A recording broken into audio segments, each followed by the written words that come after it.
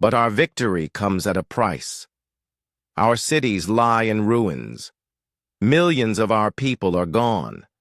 Our world is scarred by war. We will rebuild, but we will never forget. We will never again be caught unprepared. The crowd cheered, but Blake's expression remained serious. She knew this was not really an ending, it was a beginning. Humanity had won their first interstellar war, but it would not be their last. The aliens who came here were part of something called the Zephyrian Collective. They have conquered 17 other star systems, enslaved countless species, destroyed entire civilizations. Now they know that humanity exists. They know we are dangerous. They will return with larger fleets and better weapons. She paused, letting the weight of her words sink in. That is why today marks not just the end of our defensive war, but the beginning of our expansion into space. We will not wait for the next invasion. We will take the fight to them. Behind the scenes, human engineers and scientists were already at work. They had 9 months of captured alien technology to study. 9 months of battlefield experience against advanced weapons. 9 months of learning how to fight among the stars. Dr. Paul Williams led the team that was reverse engineering alien, faster than light travel. It was incredibly complex, but humans had always been good at simplifying complicated technology. Within months, they would have their own interstellar ships. Dr. Alex Morgan worked on adapting alien weapons for human use. The aliens built for perfection. Humans built for reliability and mass production. Soon there would be human factories, turning out thousands of plasma weapons and particle cannons. Captain Jack Thompson was selected to lead humanity's first interstellar military force. His mission was simple: find the other species the Zephyrians had conquered and help them rebel. Turn the collective's own empire against them. "We're going to teach the galaxy something new," Jack told his officers. "We're going to show them what happens when humans get angry, really angry." The first human starships launched 6 months after. The invasion ended. They were crude by alien standards, but tough and reliable. They carried human crews trained in the hardest school possible. War against superior technology. War for the survival of their species. The ships spread out across nearby star systems, following the routes the Zephyrian fleet had used. They found worlds where other species lived under alien rule. Worlds where the population had been enslaved or slaughtered. Worlds that were ripe for rebellion. And everywhere they went, the humans brought the same message. You don't have to surrender. You don't have to accept defeat. You can fight back. We'll show you how. The Zephyrian Collective had created something they never intended. By attacking Earth, they had awakened humanity's potential. They had turned a peaceful species into something much more dangerous. They had created their own worst enemy. Admiral Vextar's warning eventually reached the Collective's home worlds. The ruling council read his report with disbelief. No species had ever defeated them in open warfare. No planet had ever driven them away. It seemed impossible. But as reports came in from across their empire, the impossible became undeniable.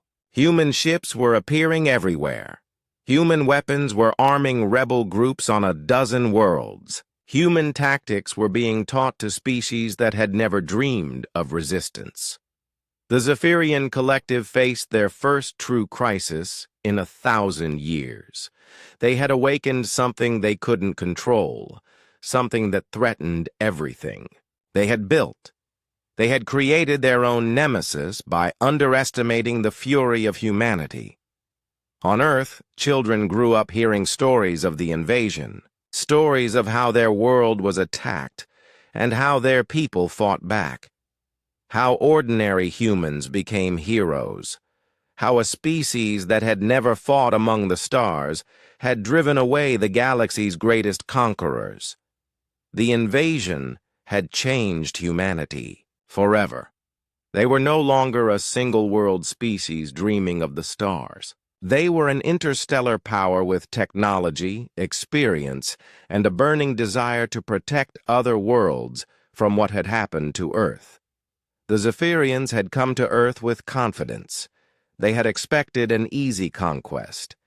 Instead, they had encountered something they had never faced before, a species that got stronger when threatened. That got smarter when challenged. That got more dangerous when cornered.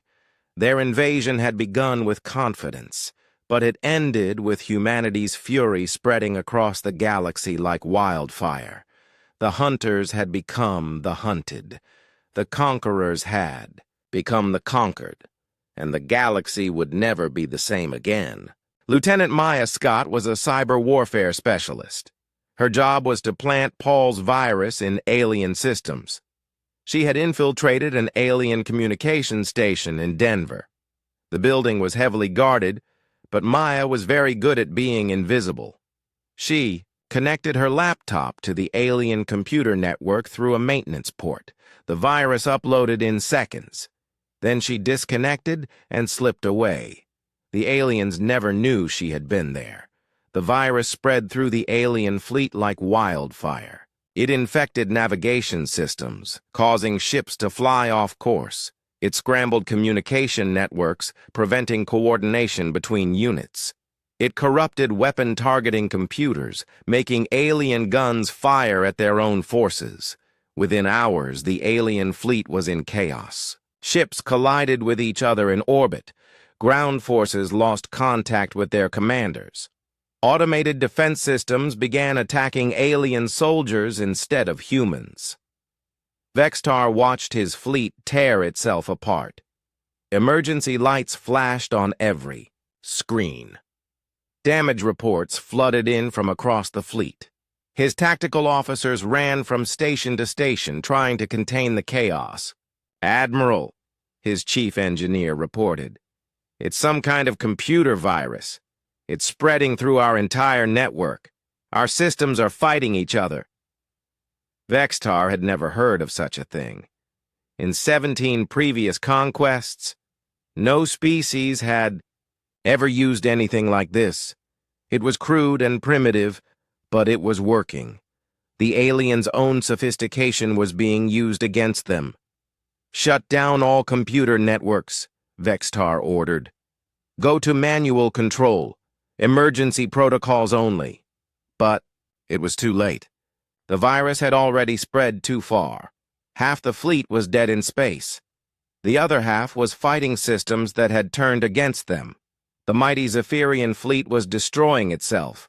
On Earth, humans watched alien ships explode in the sky. They saw alien fighters crash into their own bases. They witnessed alien ground forces shoot at each other in confusion. For the first time since the invasion began, humans had hope. Captain Ryan Mitchell led his team through the streets of Manhattan, hunting alien survivors. The aliens were scattered and confused. Their command structure had collapsed. Their technology had turned against them. They were no longer an army. They were just individual soldiers trying to survive. "They're running," Ryan's sergeant observed. "I've never seen aliens run before." Ryan nodded. The change was obvious. 6 months ago, the aliens had marched through human cities like they owned them. Now they hid in buildings and sewers like rats. The hunters had become the hunted. But Ryan knew this was just the beginning.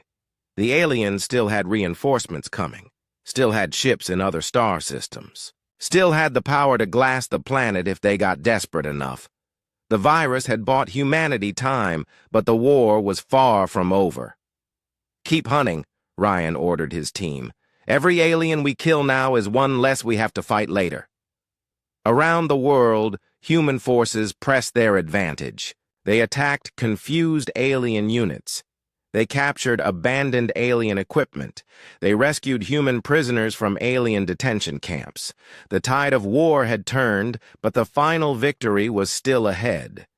The aliens were learning a harsh lesson.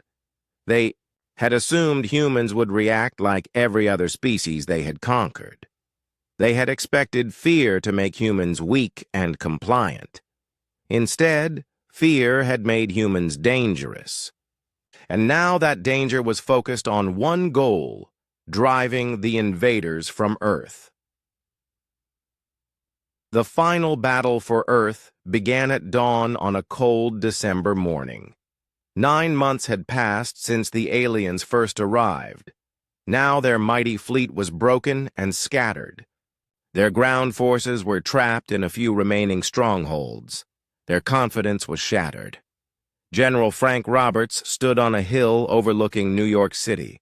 Around him, the largest human army ever assembled prepared for the final assault.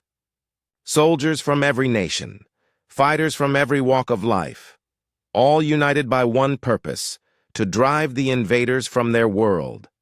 "Today we finish this," Frank announced to his commanders. "Today we show these aliens what happens when you threaten humanity's home." The human army was a sight to behold.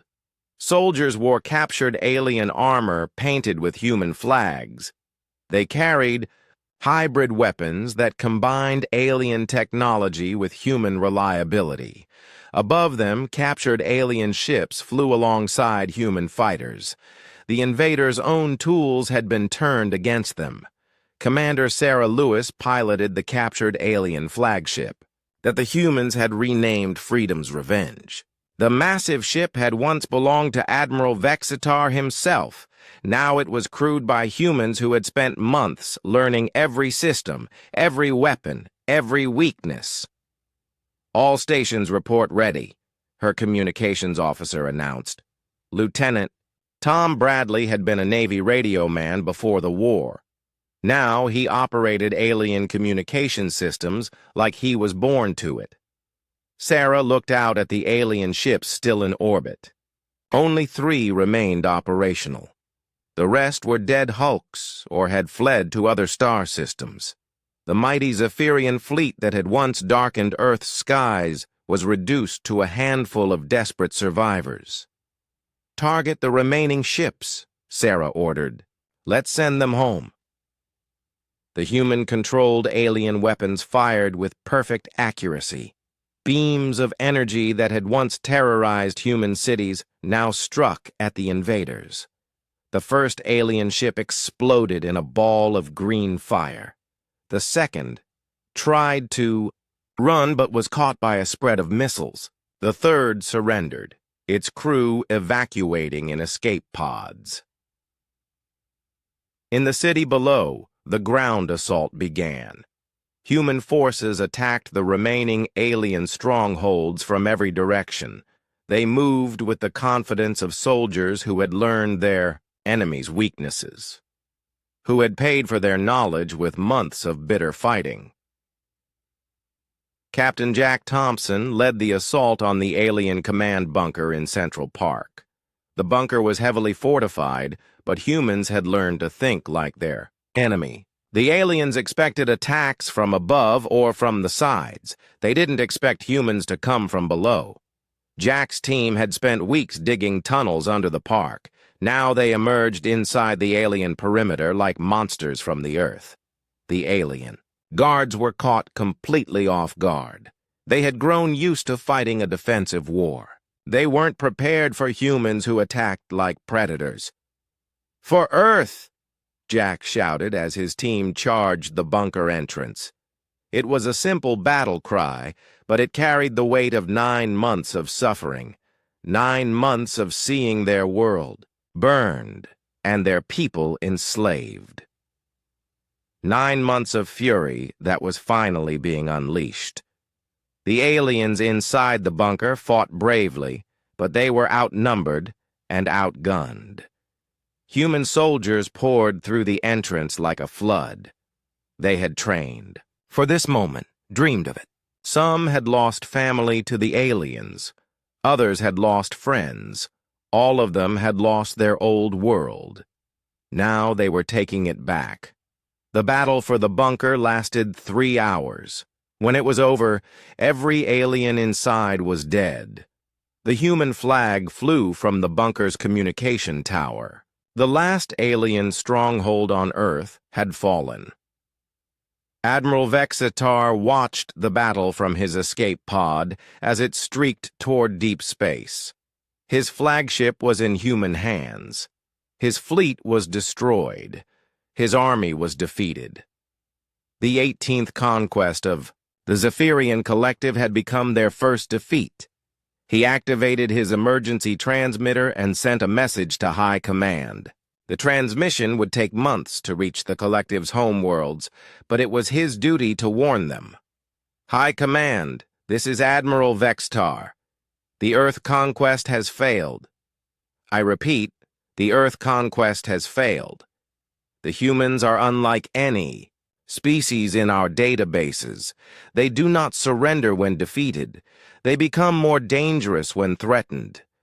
They adapt faster than we can respond. He paused, watching Earth shrink behind him. The blue and green world looked peaceful from space, but Vexitar knew better now. That world was home to the most dangerous predators in the galaxy.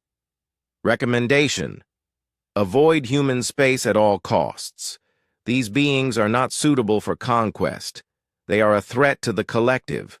Mark their system as forbidden territory. It was a bitter message to send, the first defeat in Zephyrian history, but it was an honest one. The humans had taught them a lesson that would echo across the galaxy. On Earth, President Blake addressed the world from the steps of the rebuilt White House. Behind her, alien ships burned in the sky like falling stars. Around her, human soldiers celebrated their impossible victory. "My fellow humans," she began, "today we celebrate not just the end of an invasion, but the birth of a new age. We have proven that humanity cannot be conquered, cannot be enslaved, cannot be broken." She looked up at the sky where alien debris continued to fall like metallic snow. Each piece was a reminder of what they had accomplished, a reminder of what humans could do when they worked together. 3 months had passed since the invasion began. The aliens controlled the big cities, but the countryside belonged to the humans. Every road outside the cities was dangerous for alien patrols. Every forest hid human fighters. Every mountain, cave could be a weapons depot. Major Rick Thompson led a resistance cell in the Rocky Mountains. He had been an Army Ranger before the war. Now he commanded 200 fighters. Some were former soldiers. Others were farmers, teachers, and shop owners who had learned to fight. "The aliens are predictable," Rick told his people around a campfire. "They send patrols out at the same times every day. They use the same routes. They never learn." His second-in-command, Staff Sergeant Maria Rodriguez, nodded. She had been tracking alien movements for weeks. "They think like machines, sir. No creativity, no adaptation. They do the same thing over and over." Rick smiled. "That's their weakness. Humans adapt. We change our tactics. We learn from our mistakes. They don't." The next morning, Rick's team ambushed an alien supply convoy. 12 alien trucks carrying food and ammunition. The trucks were armored, but Rick's people had learned to make better bombs, bigger explosions, shaped charges that could punch through alien metal. The first bomb flipped the lead truck upside down. The second destroyed the rear truck, trapping the convoy. Then Rick's fighters opened fire from the trees. They used hunting rifles and captured alien weapons. The alien guards never had a chance. Within 10 minutes, the convoy was destroyed. Rick's team took the supplies and disappeared back into the forest.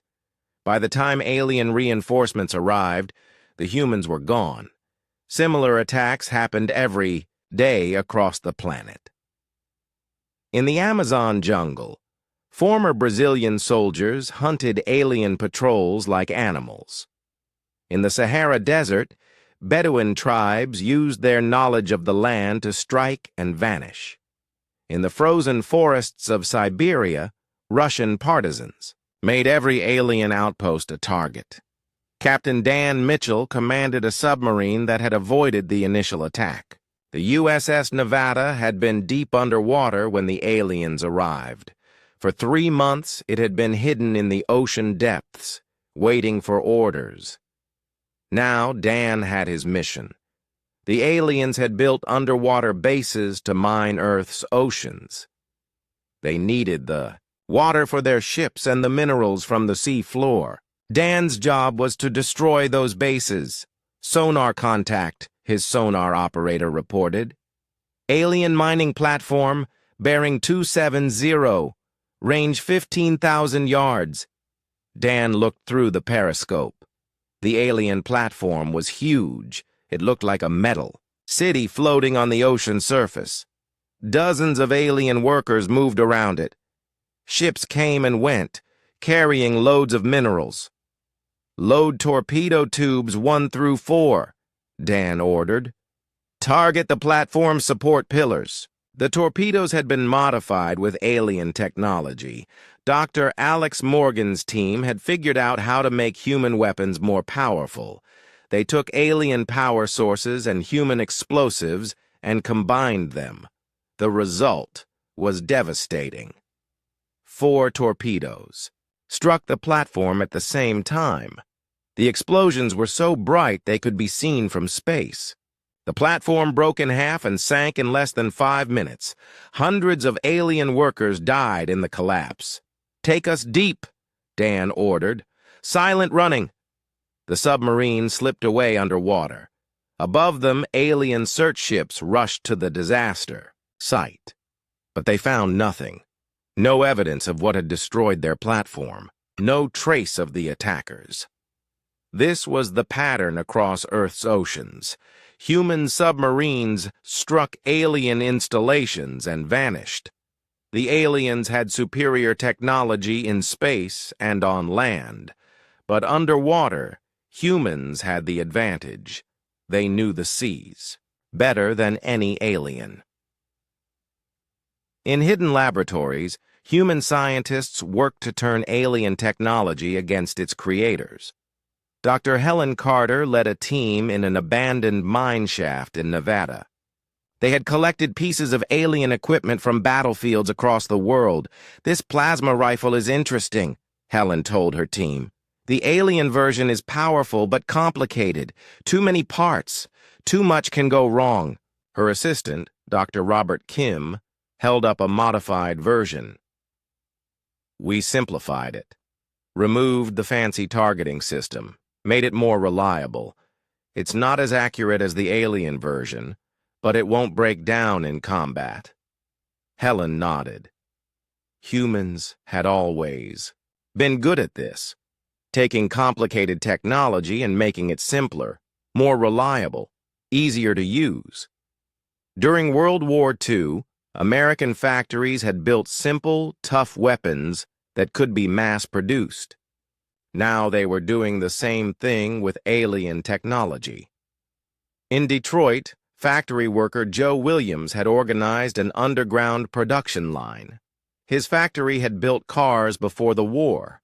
Now it built weapons. The assembly line ran 24 hours a day, hidden in the factory's basement. "We're not trying to match their quality," Joe told his workers. "We're going for quantity. Make them simple. Make them work. Make them fast." The human weapons were crude compared to alien technology. But they worked, and humans could build hundreds of them while the aliens built one perfect weapon. In a long war, numbers mattered more than perfection. The turning point came in Chicago. The aliens had turned the city into their main base in North America. Thousands of alien soldiers occupied the downtown area. Their ships landed and took off from makeshift spaceports. The city was a symbol of alien power. Lieutenant Colonel Steve Adams led a special forces team into the city. His mission was to rescue human prisoners from an alien detention center. Intelligence reports said the center held over 1,000 civilians. Scientists, engineers, and government officials the aliens wanted for questioning. Steve's team moved through the city's subway tunnels. The aliens had sealed most of the entrances, but humans always found a way. They crawled through storm drains and maintenance shafts. They climbed through building air ducts and service corridors. The detention center was a converted sports stadium. Alien guards patrolled the perimeter. Inside, human prisoners were held in cages like animals. The sight filled Steve's team with cold fury. "Look at this," his sergeant whispered. "They were watching from a building across the street. They're treating humans like livestock." Steve had seen many terrible things in his military career. But this was different. This was personal. These weren't enemy soldiers. They were innocent civilians, men, women, and children locked in cages by alien invaders. "We're going to kill every alien in that building," Steve said quietly. His voice was calm, but his eyes were hard as stone. Every single one. The attack began at midnight. Steve's team had planted explosives around the stadium. The bombs went off at the same time, blowing holes in the walls and cutting the power. In the darkness, human fighters poured through the breaches. The alien guards were caught completely off guard. They expected attacks during the day, not at night. They expected frontal assaults, not infiltration through the tunnels. They expected humans to follow rules of war, not to fight with desperate fury. Steve's team moved through the stadium like a storm of vengeance. They killed every alien they found. No prisoners, no mercy. This wasn't a military operation anymore. It was payback. When the sun rose, the stadium was free. Over 1,000 human prisoners walked out alive. Every alien guard was dead. The alien command center in the building's basement had been destroyed. Important alien computers and communication equipment were captured. But the real victory was something else. News of the rescue spread across the world through hidden radio networks. Humans everywhere heard the story. The aliens weren't unbeatable. They could be surprised. They could be outfought. They could be killed. More importantly, humans now knew what the aliens really thought of them. The prisoners told stories of alien arrogance, of aliens talking about humans like they were animals, of plans to use humans as slave labor, of intentions to strip Earth of its resources and leave the planet dead. The knowledge spread like fire. Humans who had been willing to surrender changed their minds. People who had hidden in fear came out to fight. The alien invasion had awakened something in the human species, something dangerous. Emma Davis was a computer programmer who had survived the destruction of Silicon Valley. She now ran a network of hidden communications that connected resistance cells around the world. Her equipment was basic by pre-war standards, but it worked. "The aliens are getting desperate," she reported to resistance leaders during a secret video conference. "They're calling for reinforcements. They're requesting more troops and supplies." 3 days after the alien ships arrived, smaller ships came down from the sky. They landed in the centers of major cities. The ships were white and gleaming. They settled on government lawns and public squares like giant metal eggs. Ambassador Zekholm stepped out of his ship in Geneva. He was tall and thin with gray skin. His eyes were large and black. He wore robes that seemed to move by themselves. Behind him came 6 guards in silver armor. World leaders waited for him in the United Nations building. President Blake had flown in from Washington, Prime ministers and presidents from dozens of countries sat around a large table. They all looked tired and worried. "Greetings," Zekholm said. His voice was calm and cold. "I speak for the Zephyrian Collective. Your planet now belongs to us. You will follow our rules. Resist, and your cities will burn." President Blake stood up. "We want to negotiate. Surely we can find a peaceful solution." Zekholm tilted his head. "There is nothing to negotiate. You have lost. Accept this truth and your people will live as our servants. Refuse, and they will die." The human leaders looked at each other. Some wanted to surrender. Others wanted to fight. But they all knew their weapons had failed. The aliens seemed too powerful to beat. While the diplomats talked, Lieutenant Sam Clark was preparing for war. He led a special forces team in Washington, D.C. They had been watching the alien landing site for 2 days. The aliens had landed 3 ships near the White House. Guards in silver armor patrolled around them. "Sir," his sergeant whispered, "these aliens act like they own the place." Sam nodded. The alien guards moved in predictable patterns. They were confident. Maybe too confident. "Have you noticed something, Johnson?" "What's that, sir?" "They're not watching the sewers." Sam's team had been studying the aliens through telescopes and cameras. The alien guards were tall and strong. Their armor looked advanced, but they moved like soldiers who had never faced real danger.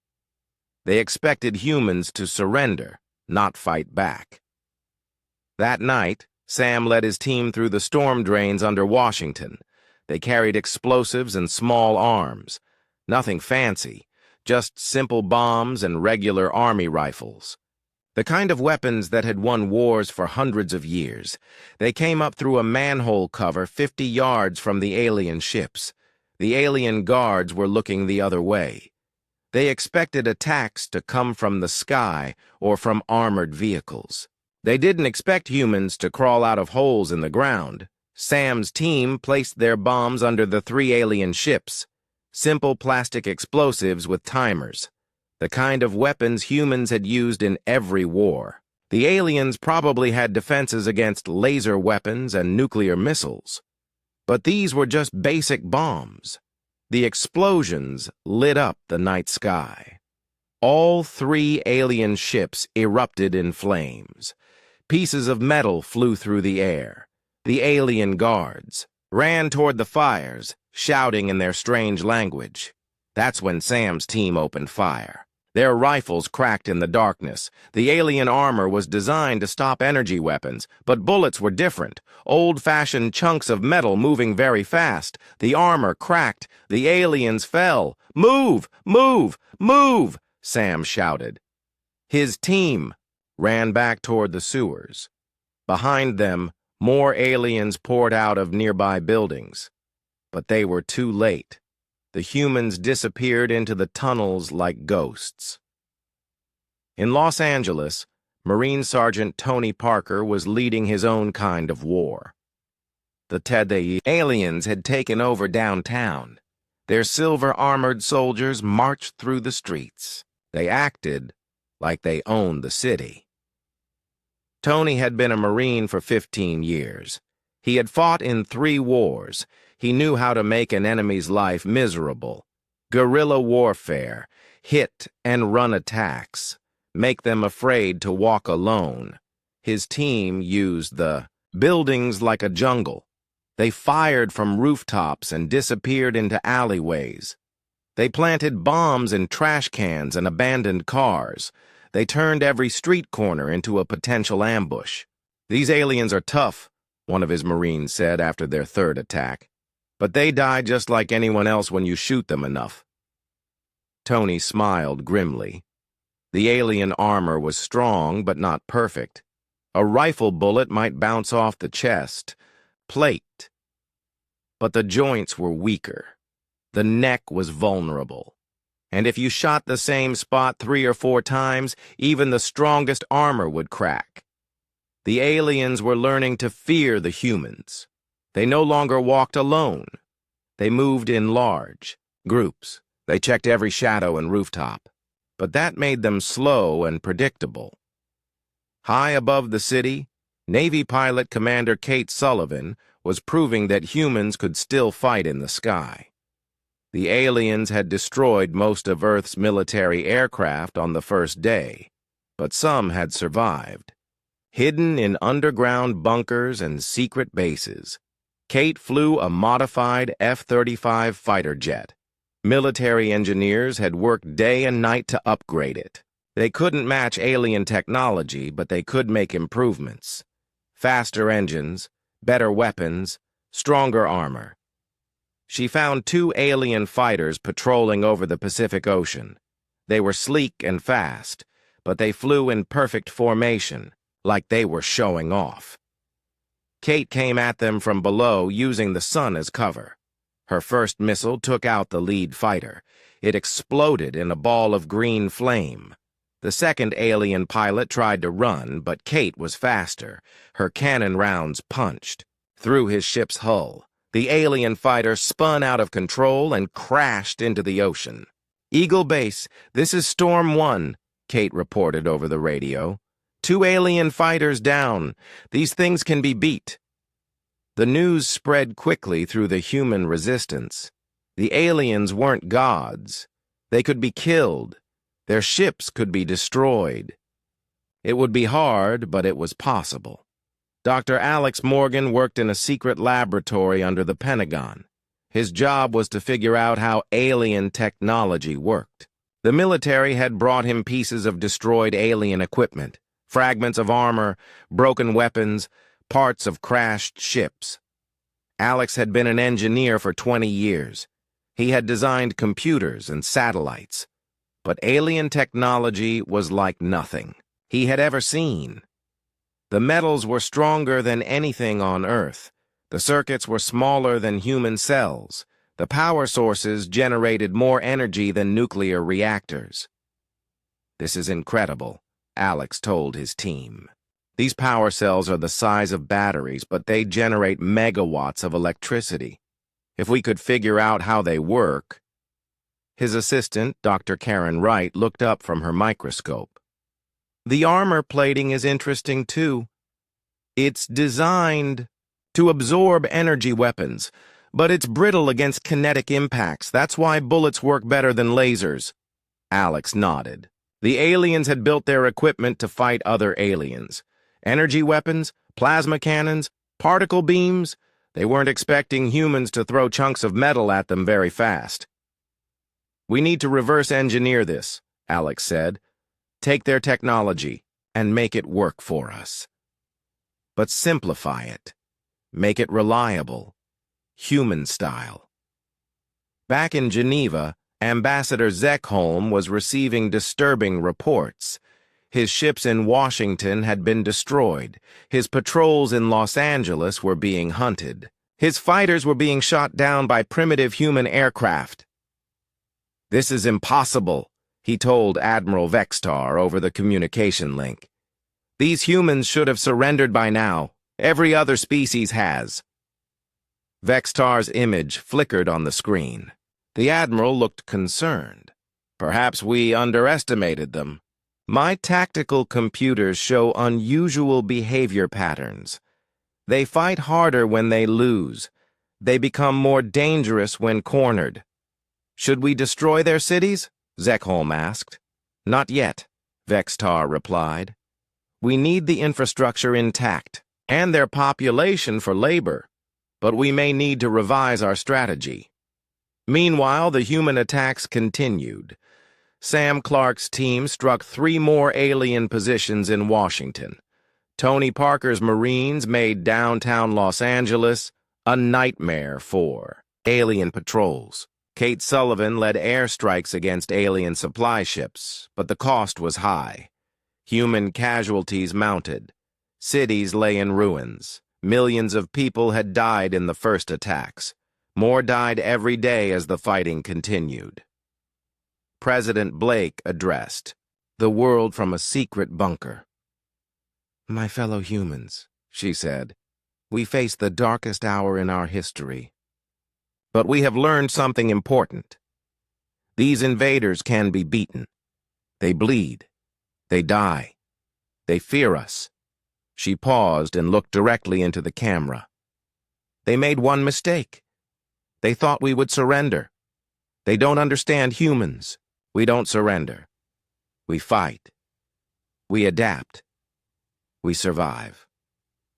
Around the world, humans watched her speech on hidden radios and secret television broadcasts. In the ruins of their cities, in underground bunkers, in the wilderness where they hid, they listened to her words.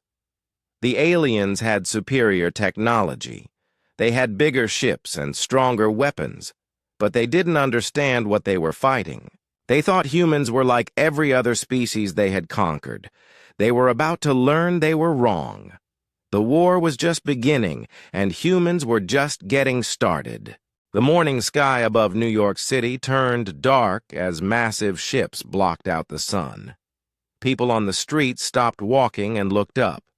Their mouths fell open. The alien ships were bigger than city blocks. They were black metal and smooth, like glass. Strange lights pulsed along their sides. Admiral Vexitar stood on the bridge of his flagship. He looked down at the blue and green planet below. This was his 18th conquest. The others had been easy. Most planets surrendered within hours. Some took a few days. None had lasted more than a week.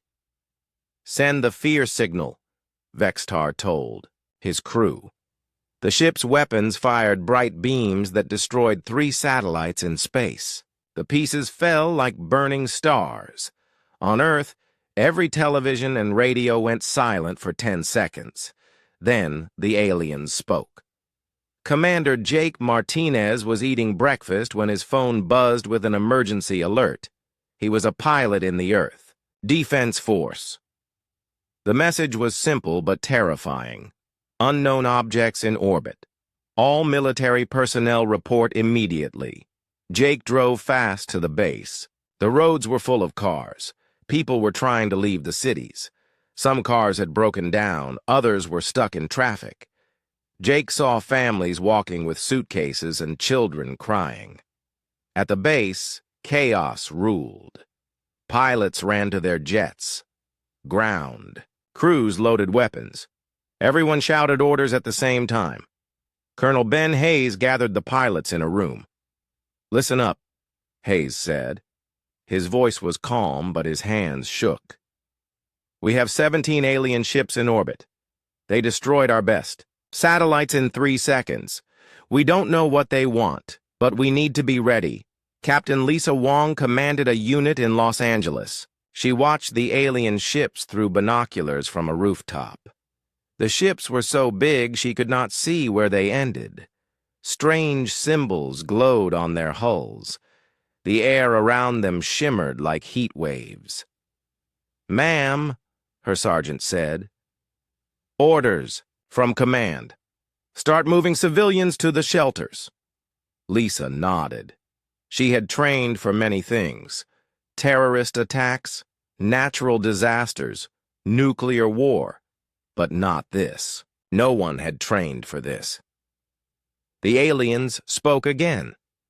This time their message was longer. It came through every speaker on Earth. Radios in cars, televisions in homes, phones in pockets, even old speakers in subway stations crackled to life. "People of Earth," the voice said. It was cold and emotionless. "We are the Zephyrian Collective. We have conquered 17 star systems.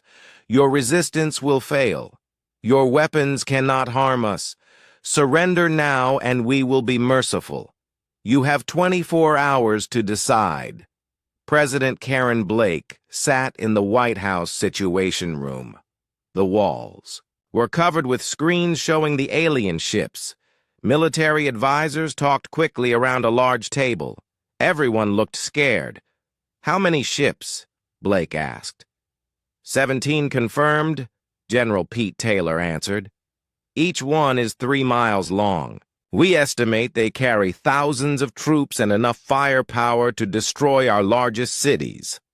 Dr. Amy Foster, a scientist who studied space, raised her hand. "Madam President, these ships use technology we don't understand. They appeared without warning. Our radar never saw them coming. They might have weapons we can't imagine." Blake looked at the screens again. The alien ships hung in the sky like dark clouds. "What are our options?" "Limited," Taylor said. "We have fighter jets, missiles, and ground troops. Against their technology, it's like throwing stones at a tank." In orbit, Admiral Vextar studied reports about Earth. His computers had scanned the planet. Humans had primitive weapons. Chemical rockets, metal aircraft, simple explosives. Their most powerful bombs were nuclear weapons, but those were old technology. The Zephyrians had faced nuclear weapons before. "Admiral," his tactical officer, said, "the humans have many different languages and governments. This might complicate their surrender." Vextar waved a hand. "It always does, but fear is universal. They will submit once they understand we are superior." The Zephyrian ships began to move. They spread out across the planet. One ship positioned itself over each major city. New York, London, Tokyo, Moscow, Beijing. The ships cast huge shadows. Streetlights turned on automatically. Birds flew in confused circles. Jake Martinez climbed into his F-22 fighter jet. His hands were steady now.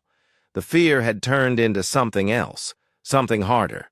Around him, other pilots prepared their aircraft. They all knew this might be their last flight.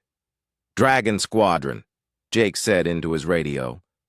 "Today we find out what humans are made of." The jets took off in formation. They climbed toward the alien ships. The ships grew larger as they got closer. Jake could see details now: gun ports, landing bays, armor plating. The alien ship was beautiful in a terrible way. When the jets were still 5 miles away, the alien ship fired. Beams of red light reached out like fingers. They touched 3 jets. The jets simply vanished. No explosion, no debris. They were there 1 second and gone the next. "Break formation!" Jake shouted. The remaining jets scattered, but more red beams reached out. More jets disappeared. Jake's squadron of 12 became 6, then 3, then just him. Jake flew straight at the alien ship, his missiles locked on. Target. He fired everything he had.